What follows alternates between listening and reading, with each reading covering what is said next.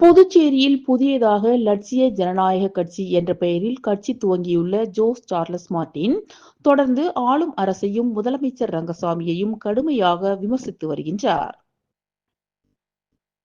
இந்நிலையில் Jose Charles Martin அவர்கள் திடீரென சட்டப்பேரவைக்கு வந்து முதலமைச்சர் ரங்கசாமியை மரியாதை நிமித்தமாக சந்தித்து சால்வை அணிவித்து பொங்கல் வாழ்த்துக்களை தெரிவித்தார். தொடர்ந்து முதலமைச்சர் ரங்கசாமியின் காலில் விழுந்து ஆசீர்வாதம் வாங்கிய அவர், லட்சிய ஜனநாயக கட்சி சார்பில் நடைபெறும் பொங்கல் விழாவில் தாங்கள் கலந்து கொள்ள வேண்டும் என அழைப்புதல் கொடுத்தார்.